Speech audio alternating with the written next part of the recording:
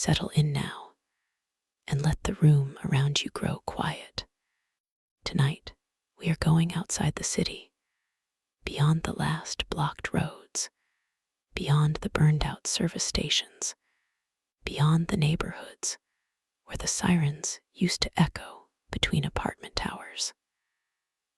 We are going to a vineyard in the hills, where long rows of vines run down toward a dark valley, where an old stone farmhouse waits under rain, and where one warm window can feel like the last gentle light in the world.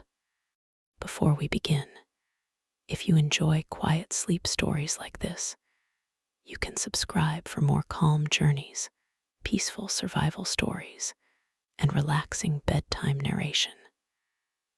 And if you happen to come back in the daytime, leave a comment and tell us where you listened from, what time it was for you, and what kind of story you would like to hear next. For now, there is nothing you need to do. Just get comfortable, let the room around you grow quiet, and allow the story to begin. The sirens had stopped 3 days before you left. At first, they had been everywhere. Ambulances moving through traffic, police cars at the intersections, fire engines climbing avenues toward smoke. Then the sound became less organized, more desperate, arriving in short bursts from different parts of the city, cut off before it could reach a destination. After that came the alarms that were not really sirens at all. Shop sensors, car horns, emergency broadcasts looping through broken speakers, phones vibrating with warnings no one could answer. Then nothing. Silence did not mean safety. Silence meant the systems had failed. You stayed in your apartment as long as the building made sense. The door was solid, the windows faced an inner courtyard, and for a while the stairwell remained quiet. You filled containers before the water pressure vanished. You kept blankets over the glass. You learned which sounds belonged to wind, which belonged to pipes, and which meant someone or something was moving below. But the city around you kept shrinking. The pharmacy on the corner was stripped. The market burned. The road toward the shelter filled with cars and never moved again. On the last night in the apartment, smoke entered through the bathroom vent. Not much, just enough to make the air taste wrong. That was when you understood that shelter is not a place you love. Shelter is a place that continues to protect you. When it stops doing that, you have to move before fear convinces you to stay too long. You left before dawn with a small pack, 2 bottles of water, a knife, matches, a flashlight, a folded road map, and the last food you could carry. You did not take the main evacuation road. Everyone had taken that road.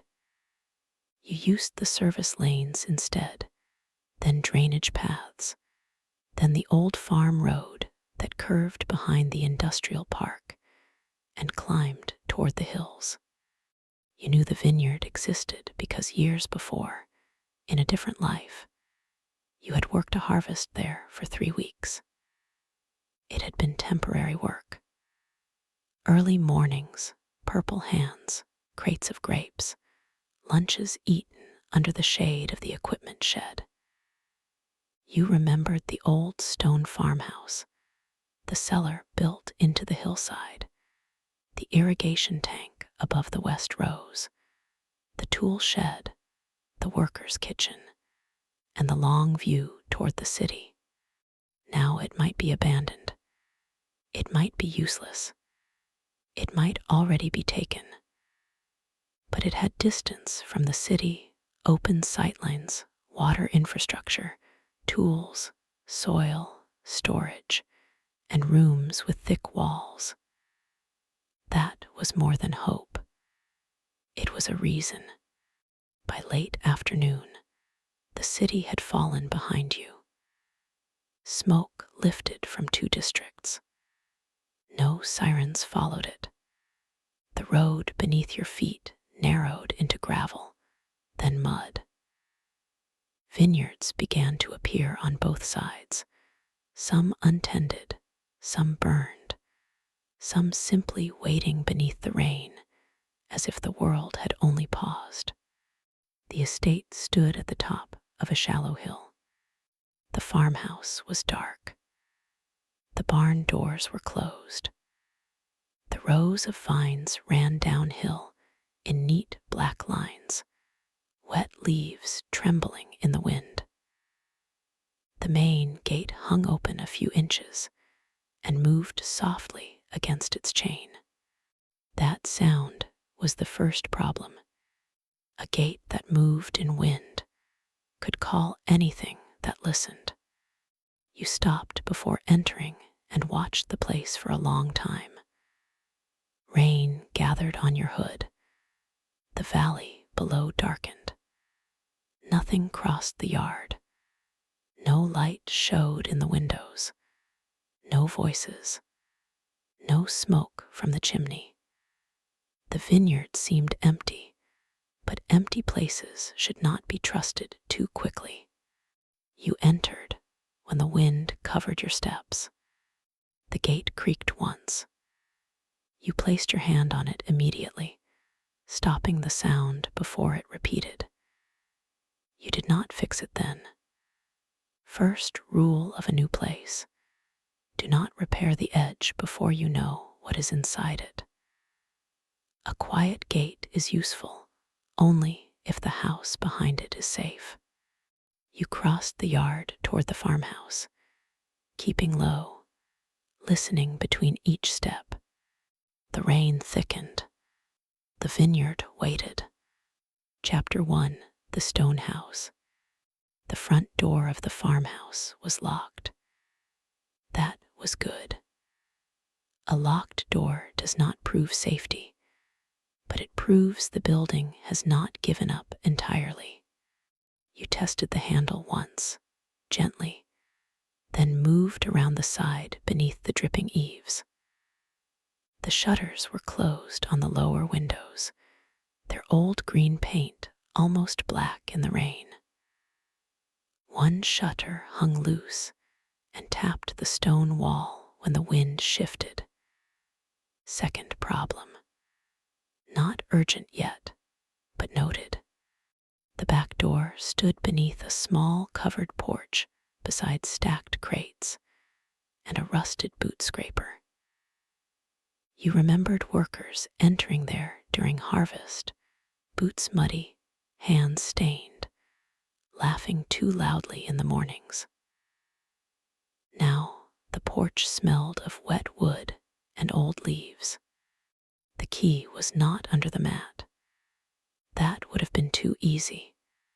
But vineyard houses have habits, and people who work outside hide keys where wet hands can find them. You checked the cracked pot beside the door, then the wooden beam above the porch light. Nothing. Finally, behind a loose stone near the step, your fingers touched metal. The key turned with difficulty.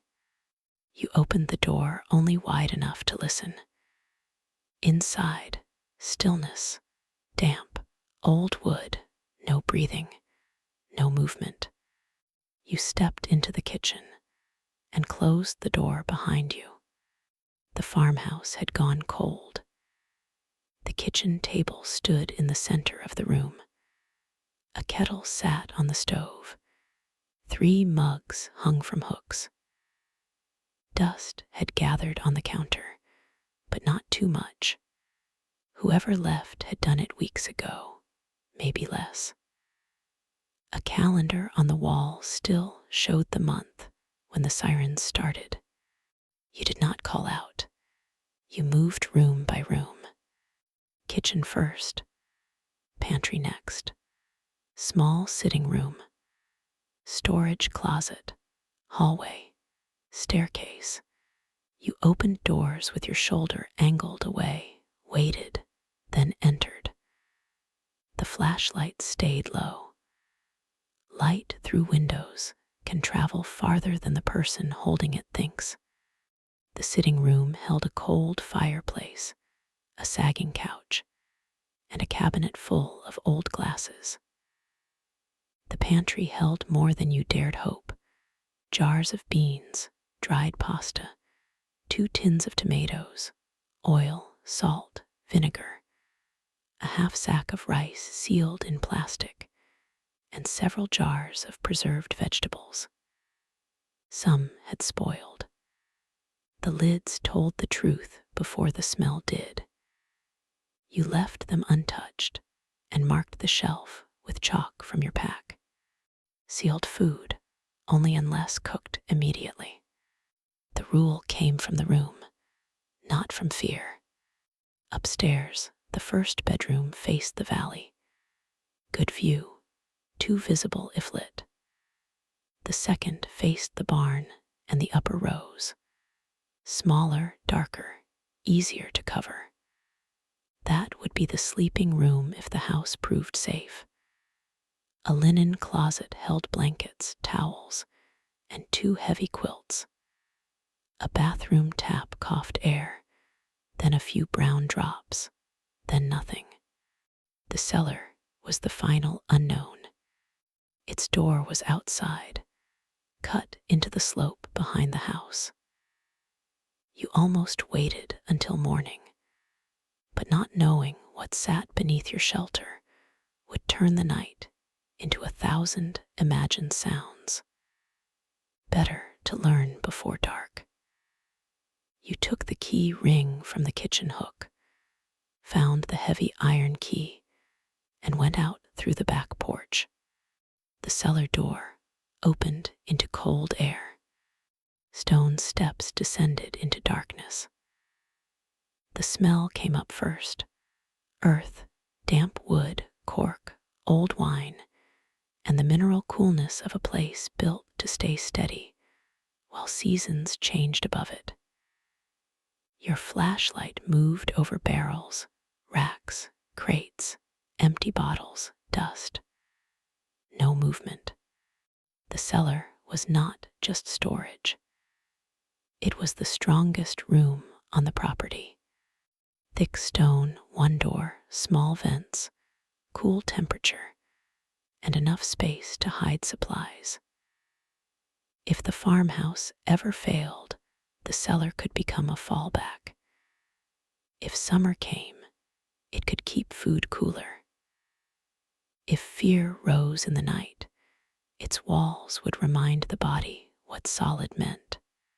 Back in the kitchen, you sat for the first time. Not long. Sitting too long in a new place tells the body the work is done before the work has begun. You drank a little water, ate a small piece of bread from your pack, and opened the road map on the table. Then you drew the first version of the vineyard in pencil. Main gate, farmhouse, barn, tool shed, cellar, water tank, upper road, lower road, west rows, east rows, possible exit through the orchard, city visible from ridge. The map made the place smaller. Smaller meant possible. Before dark, you fixed only what had to be fixed. The loose shutter came first. You wrapped cloth around the latch so metal would not scrape metal. Then the gate. You did not close it fully. A closed gate seen from the road might signal occupation if it had been open before.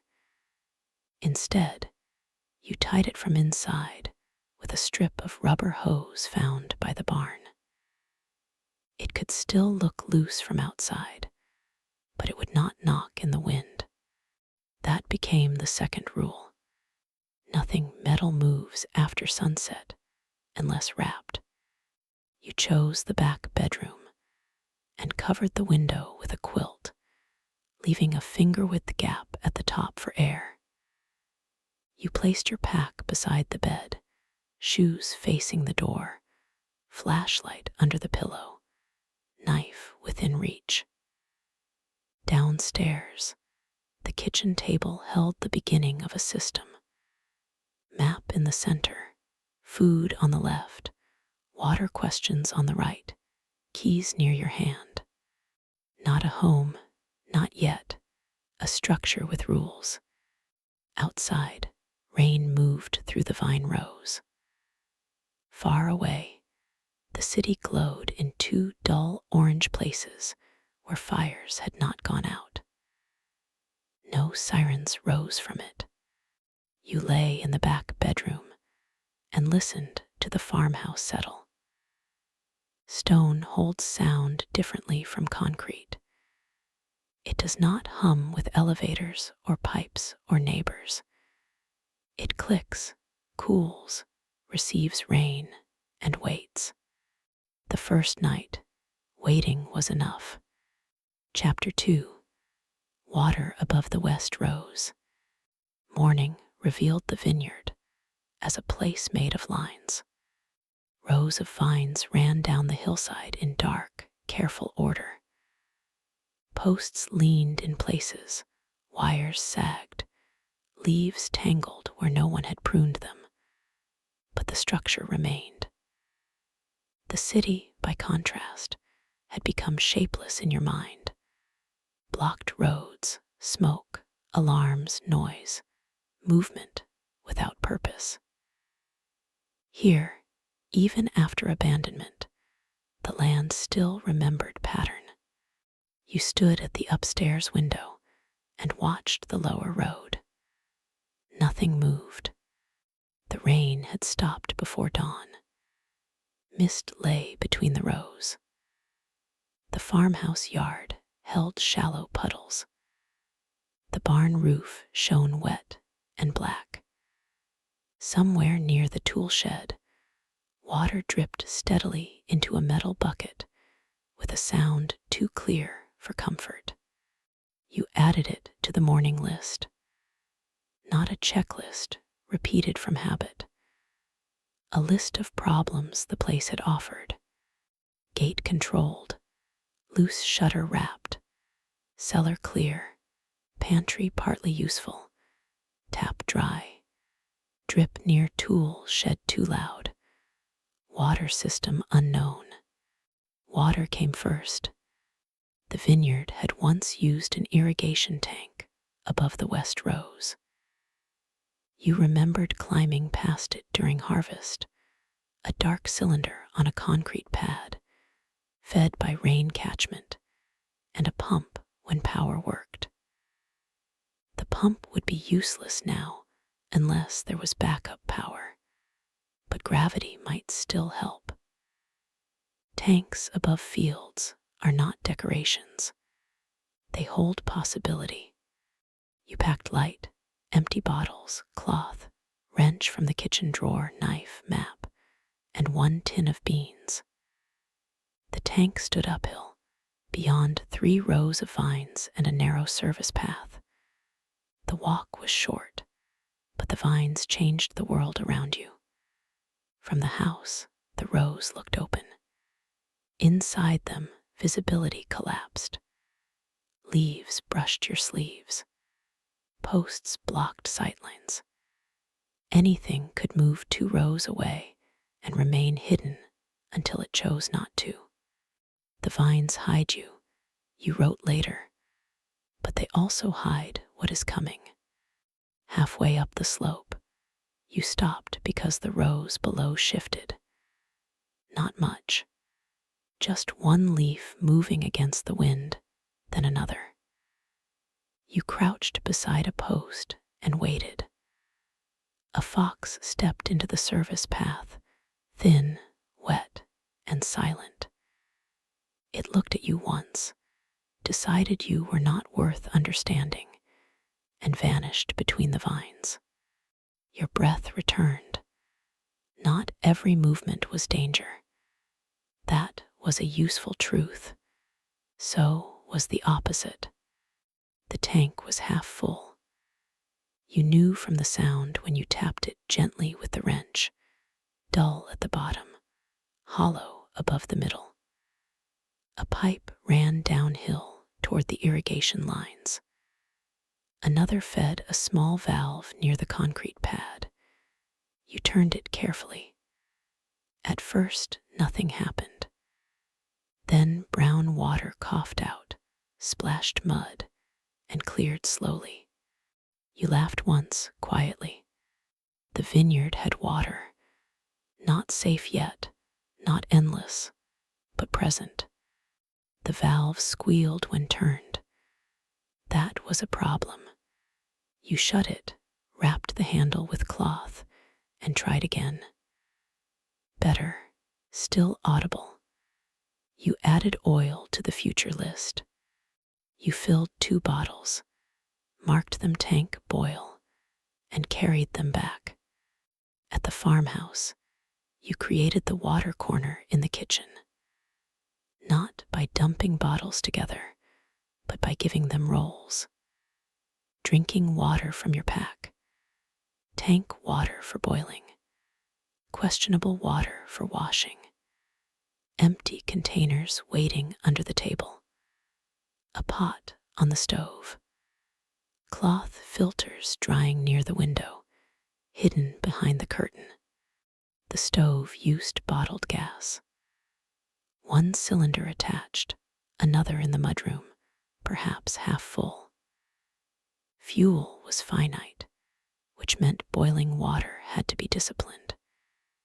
You could collect rain, use purification tablets if found, boil only what mattered, and maybe rig a gravity filter later with sand, charcoal, and cloth. The vineyard had given you water, but the system had to be taught how to serve 1 person quietly. That afternoon, you searched the tool shed. You opened the door slowly, expecting smell first. Oil, metal, dust, mice. No rot, good.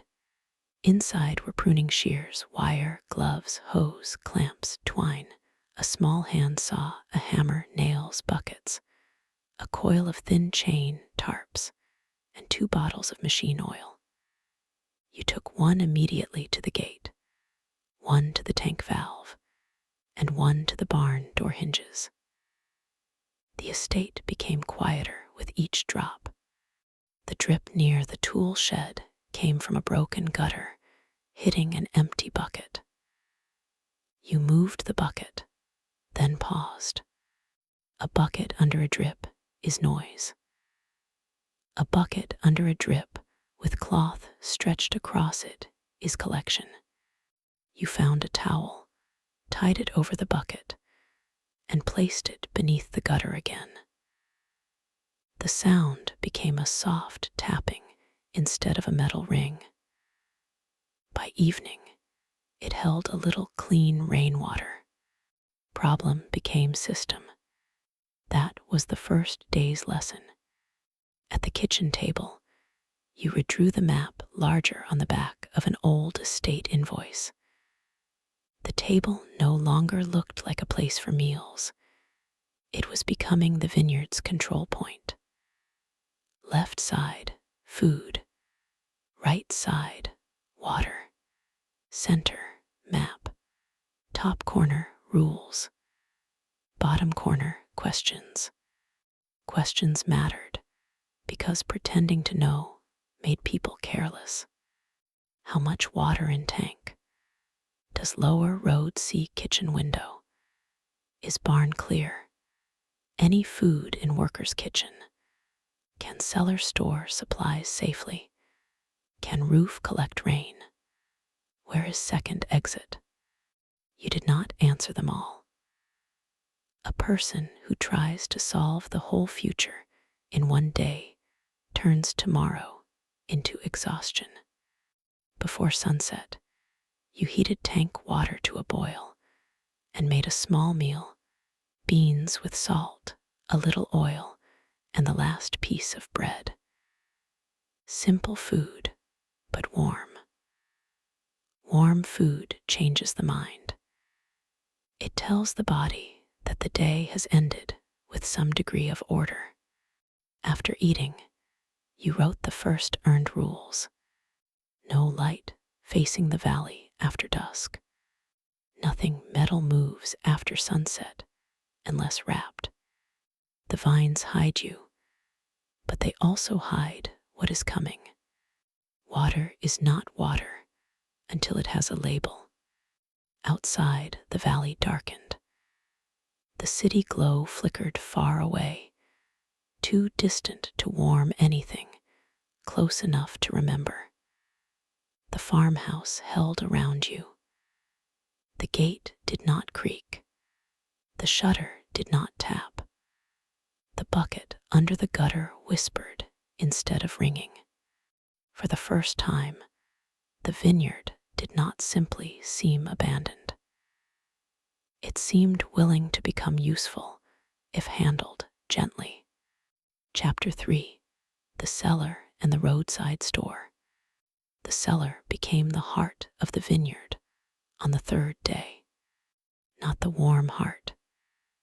That belonged to the kitchen, where steam rose from the pot, and the table held maps, food, water, and rules.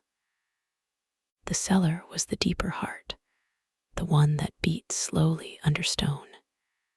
It kept cool without asking for power. It muffled sound. It held shelves, racks, empty crates, and enough darkness to hide supplies from anyone who looked quickly through the house. You spent the morning cleaning one corner, not all of it. All is a dangerous word when energy is limited. You chose the back wall, where the floor stayed dry, and the air moved faintly through a small vent.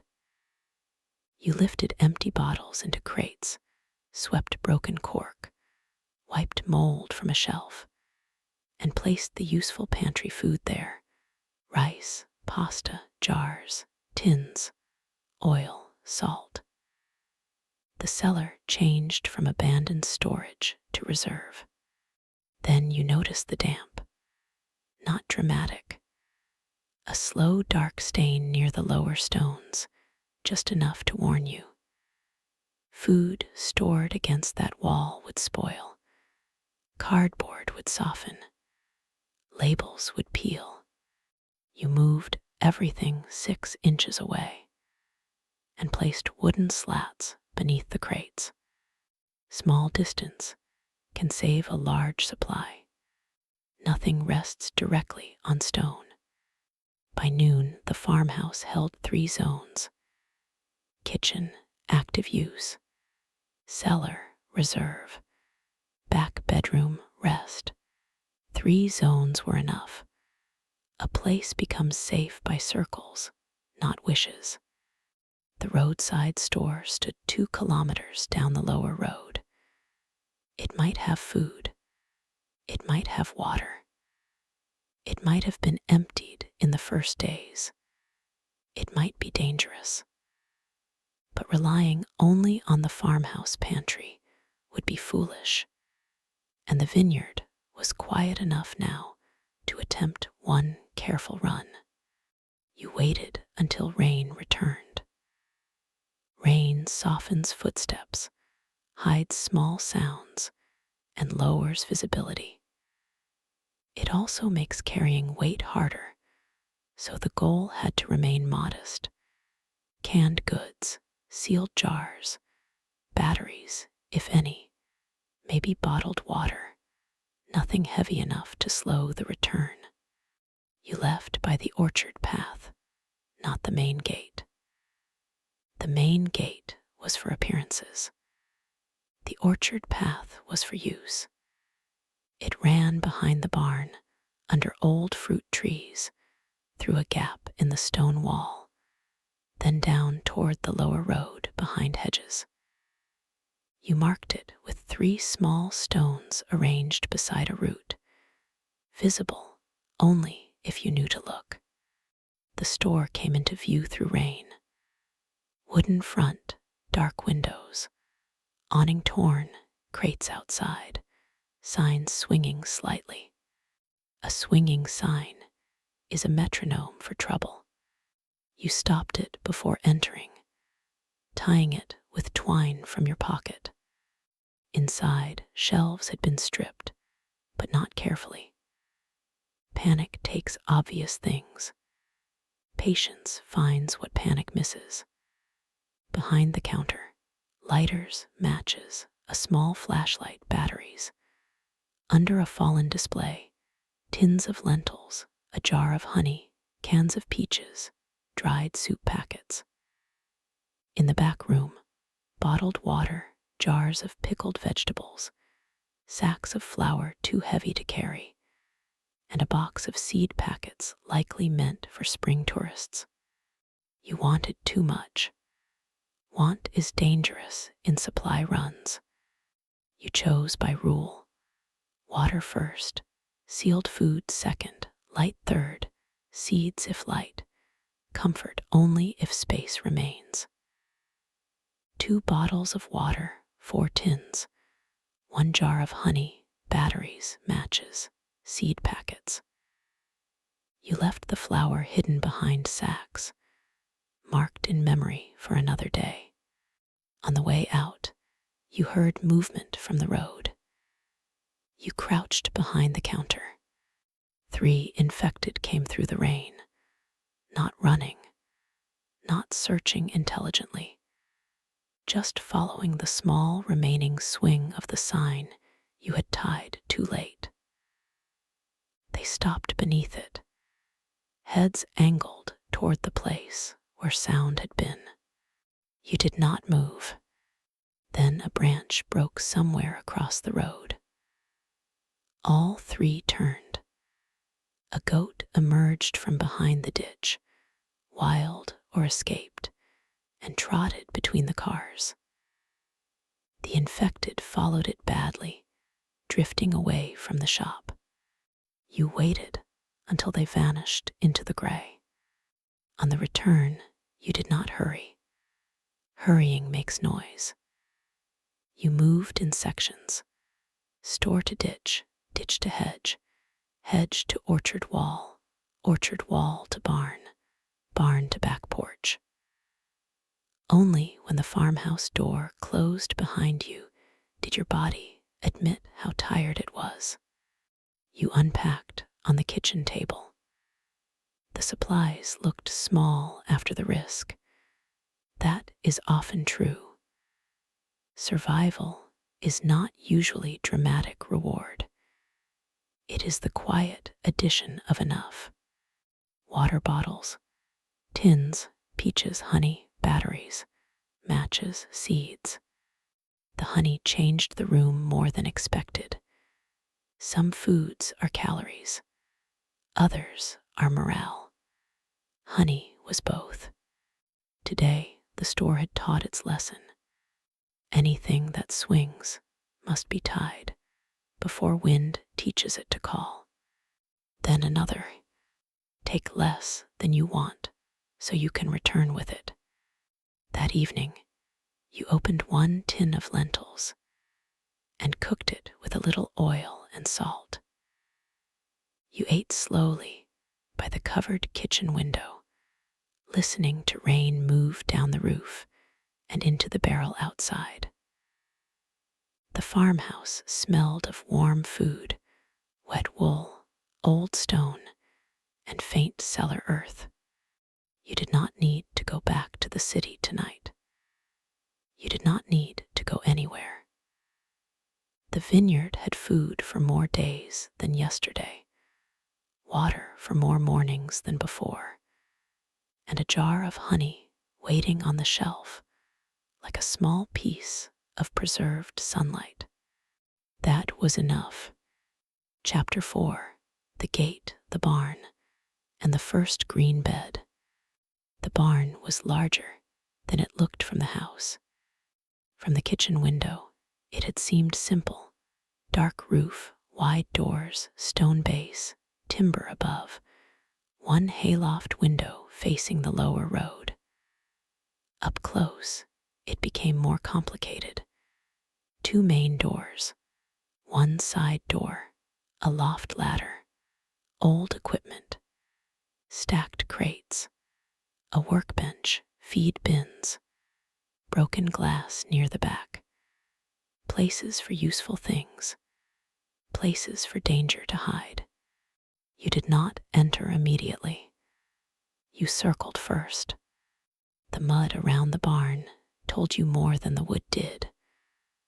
Old tire tracks, fox prints, your own footprints from the tool shed. No fresh human tracks, no drag marks, no repeated path from road to door. Good. Inside smelled of dust, hay, engine oil, and dry wood. No rot, no death, no breathing. The barn became useful in layers. First, tools. More hose, nails, wire, tarps, empty crates, a ladder, a hand pump, pruning knives, rope, and old work gloves. Second, height. The loft window gave a view of the lower road without showing the farmhouse window. Third, materials. Boards for repairs, sacks for soil, old netting, stakes from the vineyard rows. Fourth, risk. Too many doors. Too much echo. Too visible if used carelessly. You made the barn a daylight-only zone. The loft became the second watch point. You cleared a narrow space behind stacked crates, placed an old cushion on the floor, and cut a viewing slit through a hanging tarp so you could watch the road without standing in the window. From there, the vineyard changed again.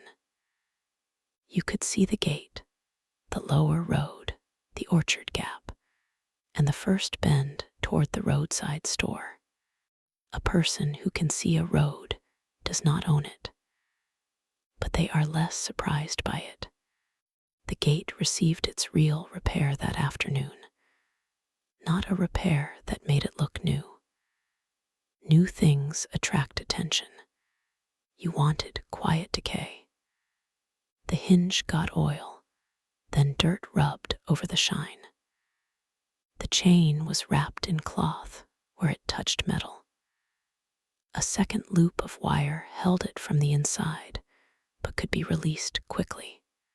At ankle height, behind the gate, you tied a line of small glass pieces wrapped in cloth and attached to a tin hidden under leaves. If something pushed the gate wide, the tin would shift and make a soft, distinct clink near the kitchen wall through a wire rooted along the fence. Warning, not alarm. Alarms call everything. Warnings speak only to the person listening. Then the garden. Behind the farmhouse, beyond the kitchen door, was the old vegetable plot. Weeds had taken it, but the beds remained in low rectangles, edged with stone. A rosemary bush had survived. So had thyme, tough and gray-green. You touched the leaves and lifted your fingers to your face. The scent was almost shocking. Clean, sharp, alive. Not all survival smells like smoke and damp cloth. You cleared only one bed. The temptation was to clear all six, to claim the garden in one act. But large beginnings can become abandoned promises. One bed could be tended.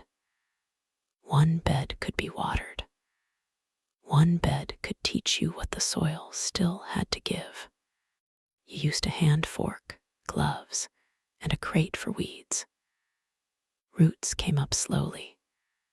Worms appeared, pale and annoyed. Soil held water well, but not too much. You mixed in a little compost from an old bin behind the barn, careful to avoid anything spoiled or foul. Then you planted radish, lettuce, and beans. Fast leaf protein, not enough to live on, enough to begin. You placed stakes low and covered the bed with netting to keep animals out. The netting rustled in wind, so you tied it down with vine cuttings until it stopped speaking. The garden must be quiet too. At the kitchen table, the map gained new markings. Barn loft, watch. Barn, daylight only. Gate, soft line. Garden bed 1, planted. Lower road, watch from loft. Orchard gap, usable exit. Water tank, half full. Roadside store, cache remains. The vineyard was becoming a set of systems that touched each other. The gate warned the kitchen. The barn watched the road. The garden used tank water. The cellar stored food. The kitchen planned the day. The bedroom held the night. This was better than hiding. Hiding is a single action repeated until it fails. Shelter is a relationship between parts. Near dusk, while checking the loft once more, you saw 2 figures on the lower road. Not infected, living people. They moved quickly but quietly, one carrying a pack, the other limping slightly. They did not come toward the gate. They followed the road past the vineyard without looking up the hill, or perhaps pretending not to. You stayed behind the tarp, still as wood. Contact is also a gate. You did not open it, not yet. That night, the wind moved through the vine rows with a dry whisper. Leaf against leaf, wire against post.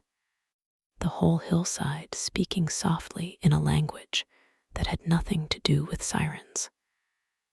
Inside, you cooked rice with a little tomato and thyme from the surviving bush. The herb changed everything. The meal smelled like a kitchen, not a ration. You placed 1 sprig of rosemary on the bedside table. Not because it was useful, because useful was no longer the only measure of what deserved to remain. Outside, the vineyard watched the road. Inside, you let your hands rest. Chapter 5. The storm that found the roof. The first real storm arrived from the west. You saw it coming from the barn loft before noon. A darker weight behind the hills. The clouds low and bruised, wind pushing through the vines in long waves. The city disappeared behind rain before the vineyard felt a drop. That gave you time. Time is one of the few forms of wealth left. You used it carefully. Water first, empty containers under gutters, cloth over buckets, lids ready, tank valve wrapped and checked. Roof next, loose tiles marked, blankets moved away from outside walls, buckets placed beneath likely leaks. Barn, doors tied, loft tarp secured, tools off floor. Garden, netting tightened, young bed covered. Light, no lantern after dark if lightning made windows visible. The storm reached the vineyard in the afternoon. Rain struck hard enough to erase distance. The lower road vanished. The rows of vines bent and lifted. Water ran down the yard in quick brown lines. Gutters overflowed. The farmhouse roof answered with ticks, knocks, drips, and one steady leak in the sitting room that landed exactly where you had guessed. That felt like victory. Not because the roof leaked, but because you had listened to the building before weather tested it. The storm created its own danger. Loud weather hides your sounds, but it hides other sounds too. During heavy rain, something could approach the gate, the barn, even the back porch, and you might hear nothing until it touched wood. You stayed near the kitchen table, where the soft gate line ended in its hidden tin. For an hour, only rain. Then the tin spoke once, a small clink. You froze. Another clink, softer. Then a shape crossed the gate, low and quick, not infected. A dog, soaked, ribs visible, nose to ground. It pushed through the gap without widening it, crossed the yard, and vanished behind the barn. You let out the breath slowly. Not every warning is disaster. Every warning is information. The storm worsened near dusk. Water entered the mudroom under the door. You used towels, then realized towels alone would fail, and placed a board weighted with stones across the threshold. Problem, response, better response. The estate kept teaching. In the cellar, the damp wall darkened, but did not flood. The food stayed lifted on slats. Good. The old rule held. Nothing rests directly on stone. By night, the storm became almost peaceful because the urgent work was done. Rain collected. Buckets filled. The roof dripped where expected. The gate line stayed mostly still. The dog did not return to the yard. The garden covering held. The barn doors knocked once, then settled. You cooked soup in the kitchen with the lantern turned low and placed behind a stack of old Vineyard ledgers so no direct light faced the valley. The ledgers held irrigation notes, harvest records, equipment lists. Paper had become useful again. A ledger could block light. A harvest note could help you understand the old storage system. A manual could teach you how to repair a pump. The vineyard had its own archive. You read while eating. The irrigation lines were divided by sections. West 1, West 2, Lower South, kitchen garden. The old diagram showed shut-off valves near the tank and a secondary cistern behind the barn. You had missed the cistern completely. The storm was giving water. The ledger was giving knowledge. Tomorrow would have a new purpose. You did not go looking for the cistern in the dark. New information belongs on the map first. Action can wait for light. A useful discovery after dark is still tomorrow's work. Outside, thunder rolled beyond the hills, but not close. Rain washed the farmhouse roof and ran through gutters into barrels and buckets. The valley vanished. The city vanished. For several hours, there was only the stone house, the barn, the vines, and water falling from a sky that did not care what had happened to people. That indifference was not cruel tonight. It was steady. Before bed, each stop answered a question the storm had asked. Can the house take water? Can the cellar stay dry? Can the gate speak softly? Can the garden hold? Can you sleep while weather does its work? The answer was not perfect.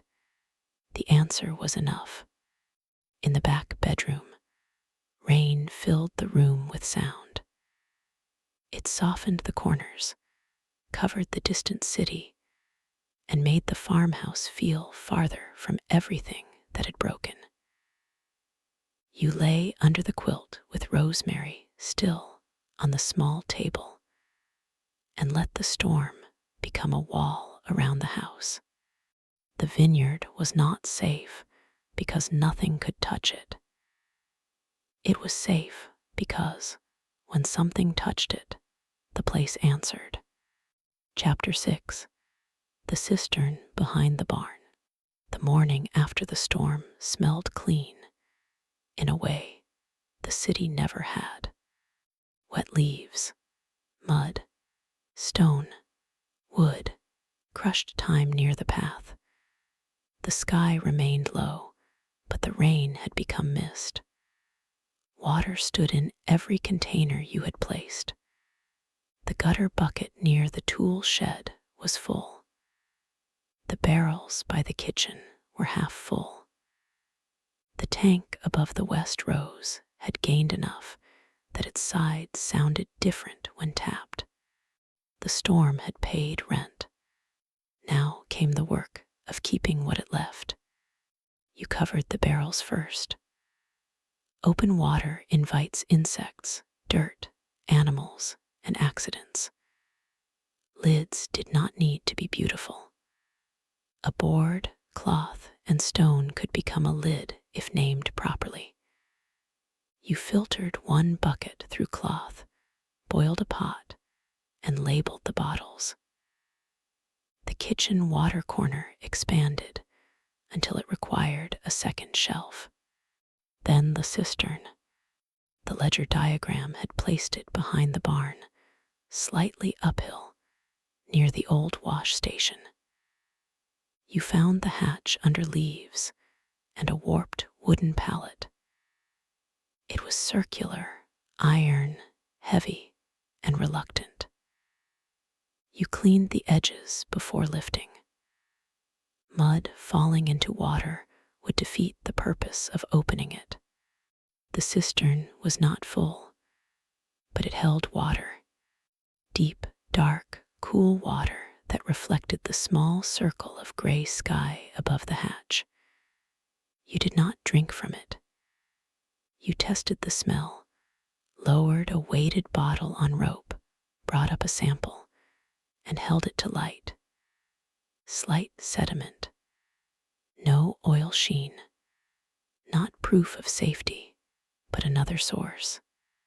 Redundancy is peace. The cistern solved one problem and created another. If someone else found it, the vineyard became more valuable. The hatch had to be hidden, but accessible. You replaced the pallet, scattered leaves, and marked the location on your own map, not on the wall where a stranger might see quickly. Some knowledge belongs in the head, and one hidden note. The barn wash station had a hand pump, stiff with disuse. You oiled it, worked it slowly, and after several minutes, it coughed water into a trough. Rust-colored first, then clearer. The sound was too loud. You wrapped cloth around the handle where it struck the stop and placed a folded towel under the spout to soften the splash. A pump can be a bell if you let it. The next problem arrived in the afternoon. Not from the road, from the vines. You were in the garden, clearing a second small bed, when birds lifted from the lower rows all at once. Not one bird, many. They rose in a dark flutter and scattered toward the orchard. You lowered yourself behind the stone wall and watched. Something moved below the west rose. You saw only pieces, a shoulder A pale hand, a head turning wrong, another shape behind it. Infected. 4, maybe 5, moving through the vines without purpose, drawn perhaps by storm damage, perhaps by nothing. They were far from the house, but inside the vineyard boundary. The rows hid them between glimpses. Open land is not the same as clear land. You did not confront them. You retreated into the farmhouse and watched from the upstairs back room. The infected wandered through 2 rows, snagged on wires, separated, rejoined badly, then followed the slope downward when a loose sheet of metal banged near the lower shed. The metal sheet became the next task. Not immediately. After they left. After waiting longer than seemed necessary. By evening, the lower rows were empty again. You went out with cloth, wire, and tools, moving carefully. The loose sheet hung from an old equipment cover, striking a post whenever wind shifted. You removed it completely and carried it to the barn, wrapped in burlap so it would not ring. Then you walked the first 3 rows near the house and tied strips of dark cloth at ankle height between posts, not as traps, not to hurt anything, but as visual reminders for you. The vineyard needed zones. House zone, barn zone, garden zone, inner rows, outer rows, lower road, unknown beyond. Zones reduce arguments with fear. That night, the map changed again.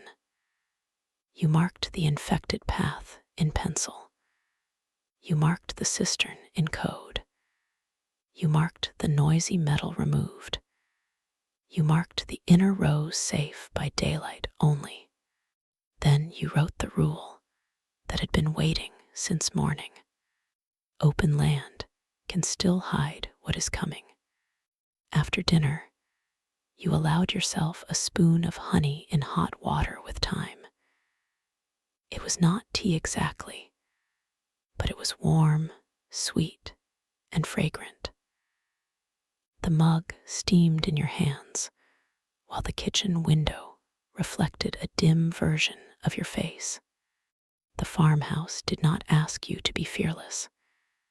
It asked you to notice. Notice the gate. Notice the tank. Notice the birds. Notice the leak. Notice the swing of a sign, the sound of a pump, the smell of water, the way wind moves one row differently from another. This kind of noticing was tiring. It was also what made sleep possible, because after noticing came action. After action came a quieter room.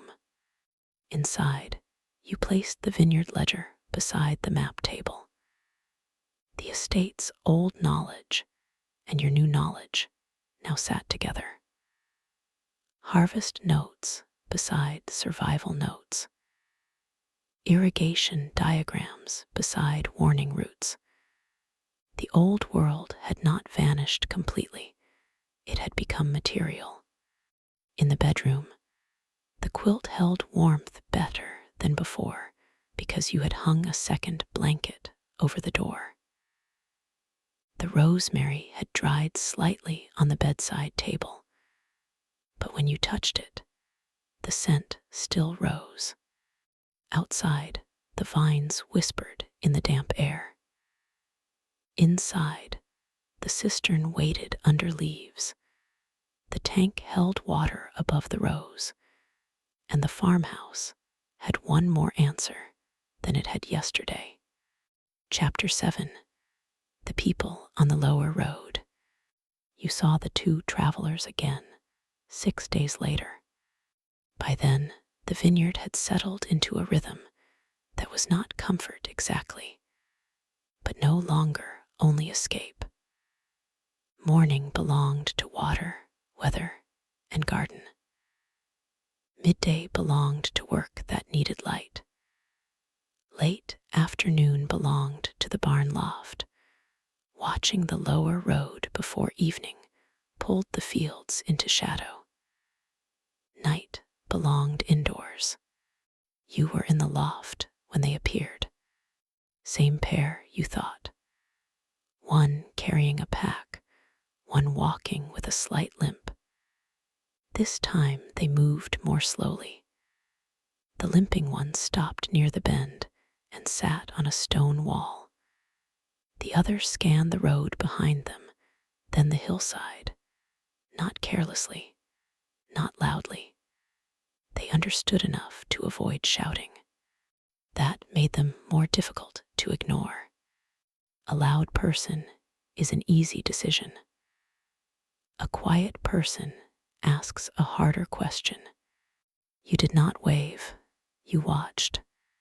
The one standing raised both hands slowly, empty palms outward, then pointed not at the house, but at the roadside store below the vineyard. A gesture, maybe. A question. Maybe they had seen you there before. Maybe they had found the cache disturbed and understood someone nearby had left the flower behind. Maybe they were guessing. Contact is a gate, you had written. Now the gate stood in front of you again. You waited until they moved on, then stayed in the loft long after the road emptied. You did not want fear making the decision.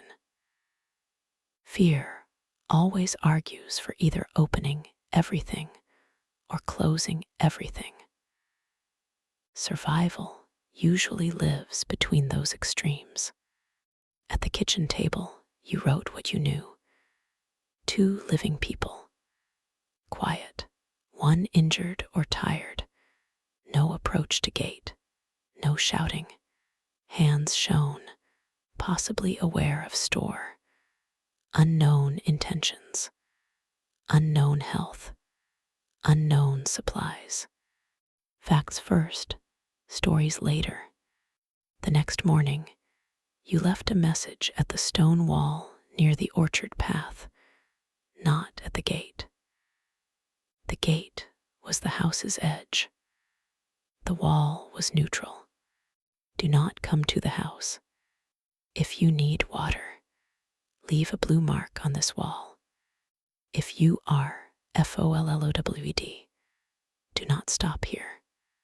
No light after dusk. It felt harsh until you read it again. Then it felt honest. 2 days passed.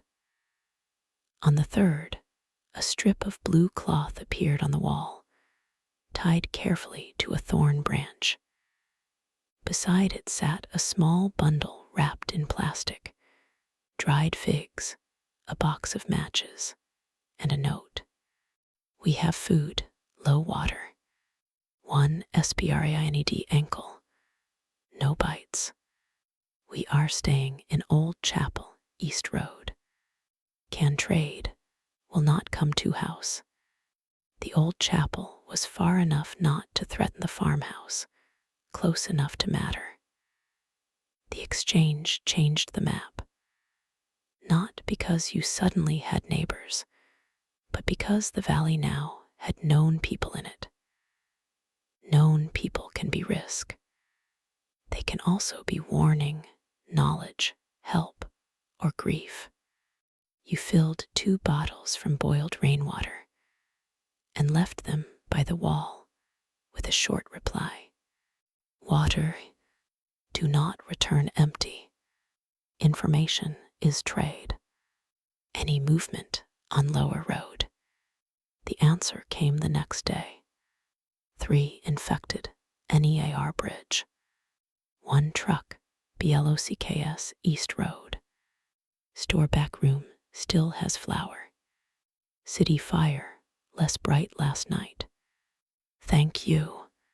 You did not bring them to the house. that mattered. Kindness without boundaries becomes an open door. Boundaries without kindness become a locked room with no future. You needed both. The vineyard needed both. The quiet trade continued every few days, always at the wall, always before noon, never after rain if tracks would show too clearly. You learned their names from the third note, Mara and Eli. Mara had the limp. Eli wrote in block letters. They had sheltered in the chapel after their car failed near the east road. They had no well, but they had found sacks of grain in a storage room and a box of candles. Information moved both ways. You told them the lower west rows had infected movement after storms. They told you the bridge drew sound from the road. You told them the roadside store sign had to stay tied. They told you a pharmacy van had crashed near the old toll point, perhaps with useful supplies, perhaps too exposed. Each trade forced a rule. No direct meetings at the house. No names shouted. No trade after dusk. Information weighs less than supplies and can save more. One afternoon, Mara and Eli left a warning instead of a request. Many moving from south, not fast, may reach lower road by night. Noise NEAR bridge. You took the note to the barn loft and watched. By dusk, the lower road held movement, shapes crossing between trees, too many to count easily. Not a herd, not like the city stories, but enough to change the night. They drifted toward the bridge where something metallic knocked in the wind. The sound pulled them away from the vineyard, for now. You could do nothing large. Large actions bring large consequences. You did something small. The vineyard had an old bird scarer in the equipment shed. A simple wind rattle used once to keep animals from grapes. You did not want it near the house. You carried it along the orchard path, far from the gate, and tied it near a lower drainage ditch that led away from the estate. Not loud, not constant, just enough that when the wind shifted, a faint wooden clack would appear lower down the slope, not up near the farmhouse. Sound can be a fence if placed carefully. The movement on the road thinned by midnight. Some followed the bridge noise. Some followed nothing. A few entered the lower rows, then drifted toward the drainage clack and away from the house. You watched from the upstairs dark, lantern off, breath slow. In the morning, Mara and Eli had left one line at the wall. Heard them pass. Still here, still here. Those two words felt larger than a greeting.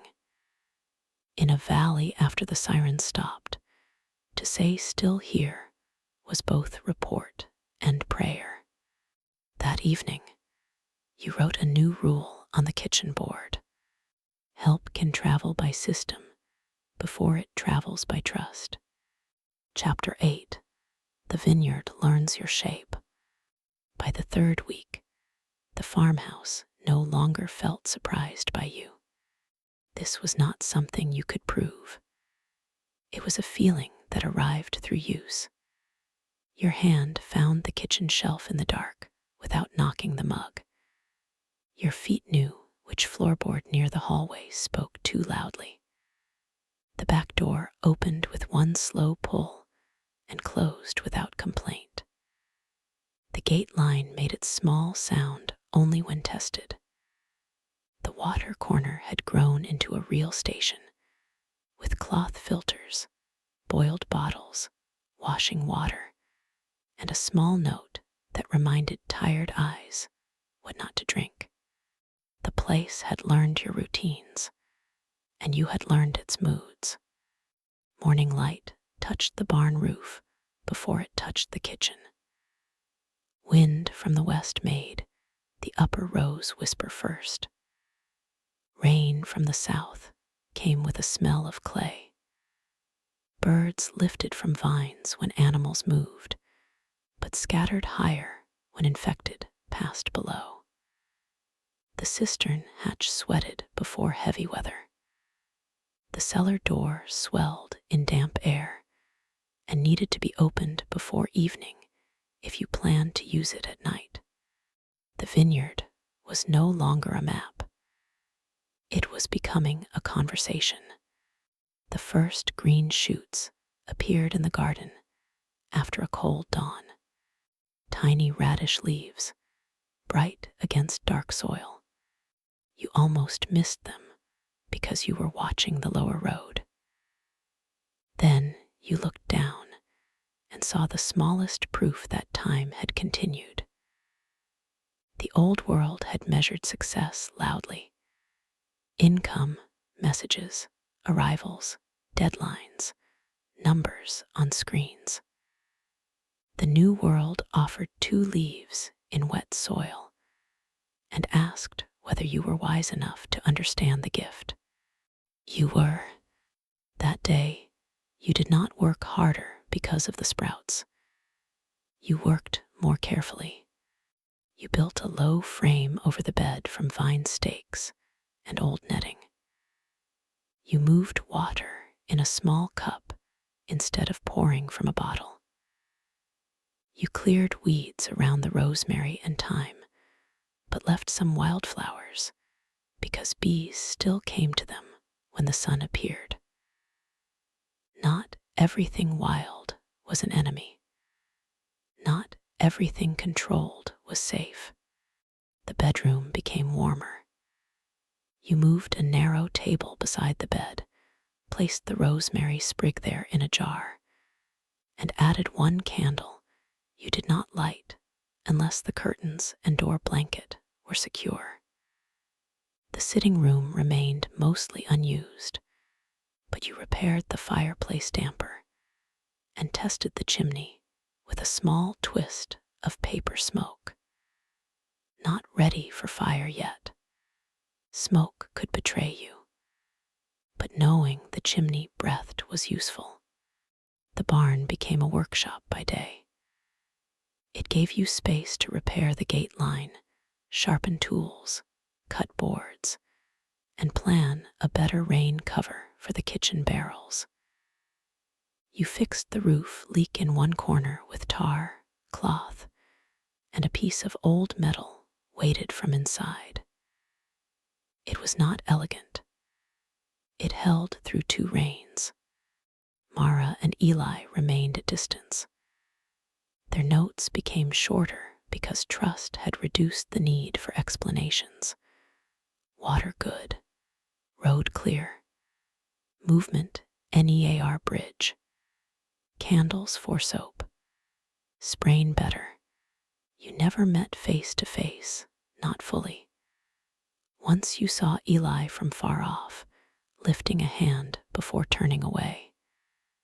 That was enough.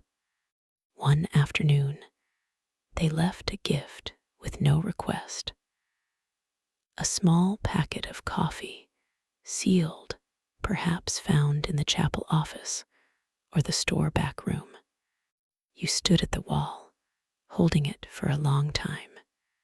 Coffee belonged so completely to the old world that for a moment you did not know where to put it.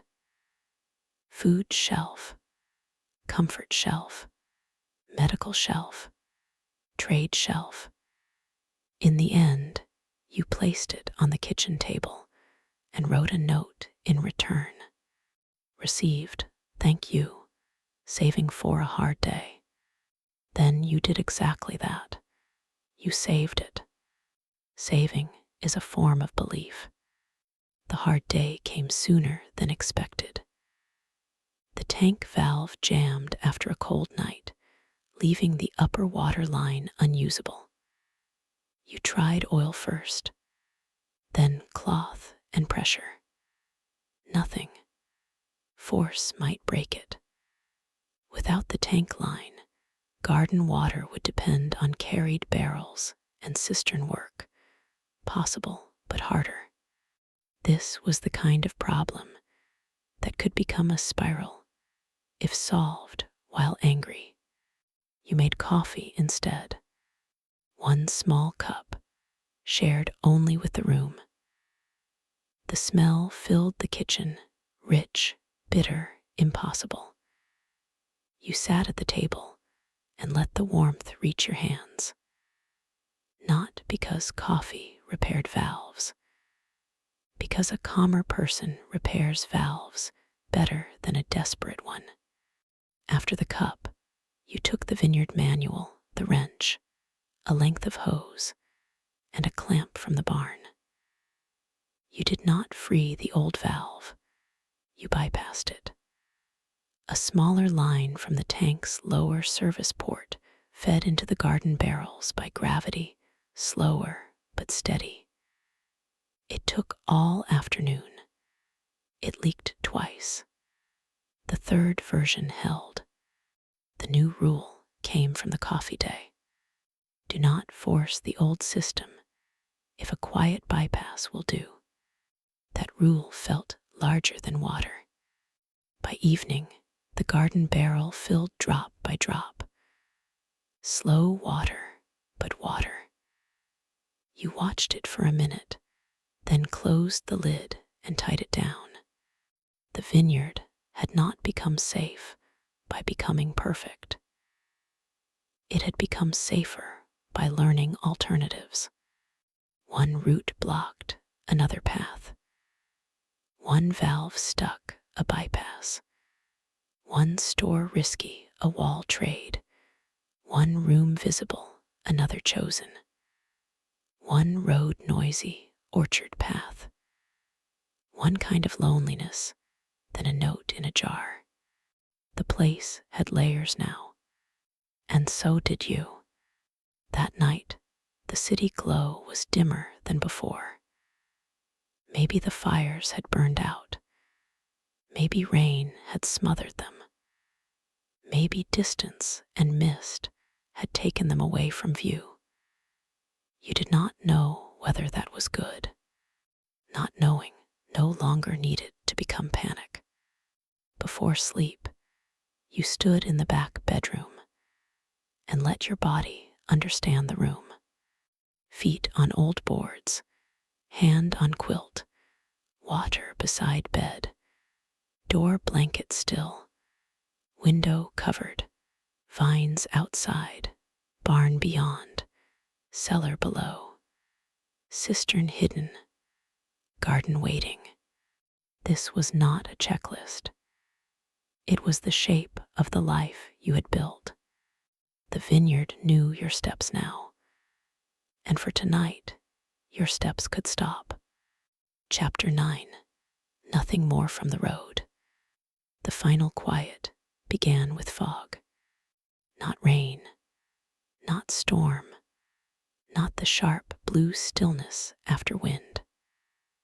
Fog came from the valley before dawn and moved upward through the vine rows until the farmhouse seemed to float above a pale sea. The lower road vanished. The city vanished. Even the barn looked farther away than it was. Fog can hide danger. It can also hide light. You accepted both facts without rushing to solve them. The morning work stayed close to the house. You collected water from covered barrels, checked the garden bed, and kept to paths you could feel underfoot. The radish leaves had opened wider. Lettuce had begun as small green points. Beans had not yet broken the soil, but the earth above them had lifted slightly, as if something underneath was thinking. At the wall, Mara and Eli had left no note. That was not immediately bad. No note could mean no need, no movement, no safe path, no water request, no news. The mind wanted to fill the silence with stories. You let it try, then returned to what could be touched. Barrel lid, garden soil, kitchen fire, cellar shelf, gate line. Facts are stones across water. You stepped on them one at a time. By afternoon, the fog thinned enough to show the lower road. Empty. The bridge beyond it sat gray and quiet. No infected. No travelers. No moving cars. No sirens. The vineyard looked less like a place after disaster, and more like an old estate on a weathered day, waiting for workers who would not arrive. You used the clear hour to repair the last loose shutter, not because it was urgent, because it had been waiting since the first day, tapping softly against the wall when wind shifted, reminding you of the unfinished edge of things. You took it down carefully, replaced one hinge screw with a longer one from the barn, wrapped the latch, rubbed mud over the fresh scrape, and closed it. The window darkened, the room quieted. Some repairs are not large enough to change survival, but large enough to change sleep. In the cellar, you moved the last of the store tins onto the slatted shelf and found an old wooden box behind a rack of empty bottles. Inside were harvest labels, twine, wax, and a small notebook from years before. Not a diary exactly. Work notes, weather, yield, repairs, names of seasonal workers. On one page, in a handwriting you did not recognize, someone had written, "First frost late this year. Grapes held longer than expected. Grapes held longer than expected." The sentence stayed with you. The vineyard had been a place of waiting long before the world broke. Waiting for rain, waiting for sun, waiting for fruit to sweeten, waiting for weather to turn, waiting, but not idly, work and waiting together. That was the old rhythm. Maybe it was the new one too. Near dusk, a note finally appeared at the wall. Still here, fog all day, no road movement, ankle better, keep low tonight, no request, just presence. You replied with 2 words, "Still here." Then you returned to the farmhouse and did not look back again. The evening meal was simple: rice, tomatoes, thyme, and a little oil. You ate at the kitchen table while the last fog turned blue outside the covered window. The house was dim, but not dark in a frightening way. It held the softened darkness of a place that understood why lights stayed low. After dinner, you did not start a new project. That was the discipline of the night. There were always things that could be improved. Another shelf in the cellar, a better cover for the garden bed, a stronger latch on the barn, a second line at the orchard path, more notes copied from the ledger, more routes marked, more thoughts about the city, the chapel, the bridge, the road, the winter that might come. But useful work can become a way of refusing rest. Tonight, the vineyard did not ask for more. Water was covered, Food was stored. The gate was quiet. The road had given no new warning. The garden was damp. The cellar was cool. The bedroom was dry. The fog had settled low. You let those facts stand without turning them into another list. The farmhouse had changed since your first night, not in a dramatic way. No walls rebuilt, no grand barricades, no fortress.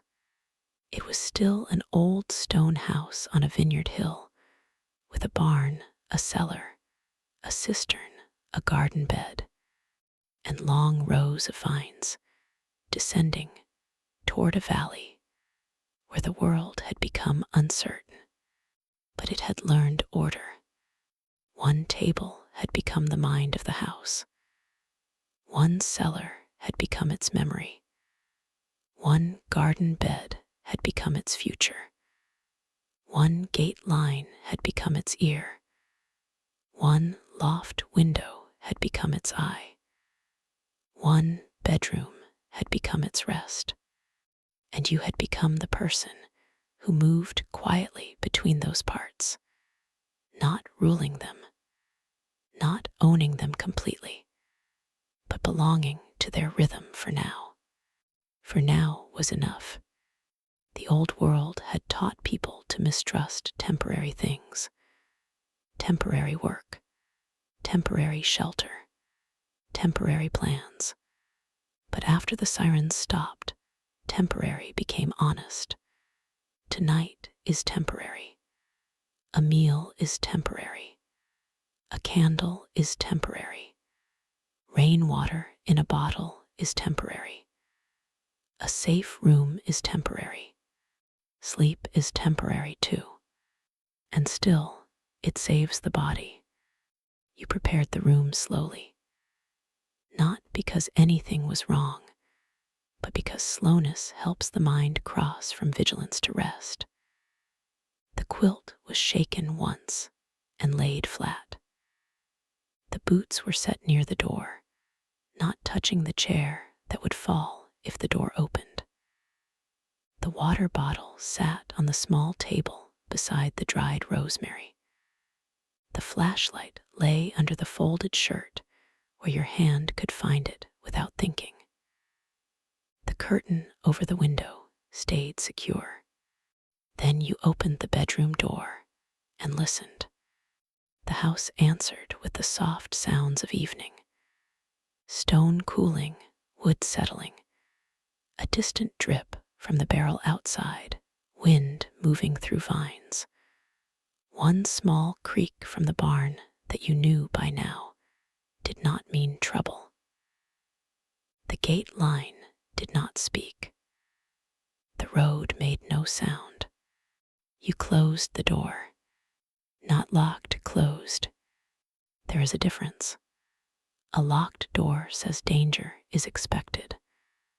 A closed door says the day is complete. Tonight, closed was enough. Final descent, the house above the vines. Now let the story become softer. There is no new road to take tonight. No new room to search. No new sound that must be solved. The vineyard has given what it can give for one day, and you have answered what needed answering. The fog rests low in the rows. The vines disappear a little at a time, first at the far end of the field, then near the old posts, then along the lower road where the gravel bends toward the bridge. The world outside does not vanish completely. It simply becomes less demanding. Shape becomes shadow. Shadow becomes softness. Distance becomes a kind of mercy.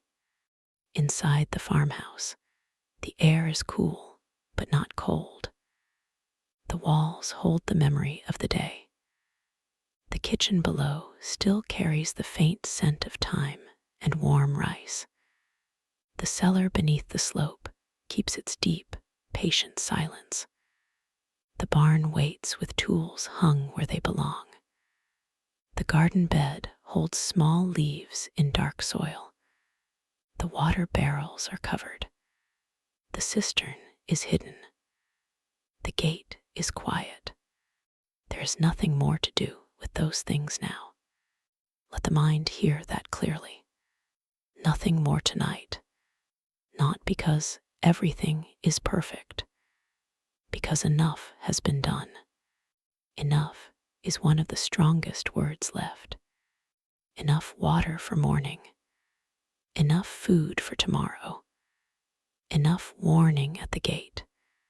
Enough darkness over the windows. Enough warmth in the quilt. Enough distance from the city. Enough quiet to let the body rest. Breathe in slowly. The room is still here. Breathe out. The road is outside. Again, breathe in. The house is around you. Breathe out. The day can loosen. If thoughts come, let them arrive like fog at the edge of the vines. They do not need to be chased. They do not need to be answered. A thought about the city can remain beyond the valley. A thought about the road can remain outside the gate. A thought about tomorrow can wait at the kitchen table with the map and the ledger. Tomorrow has places to keep its questions. The bed has only one purpose now, to hold you. Let your shoulders lower into the mattress. Let your hands release the tools they carried in memory. Let the jaw soften. Let the forehead smooth. Let your feet grow warm under the quilt. Your body does not need to patrol the vineyard tonight. The systems are in place. The house knows its work.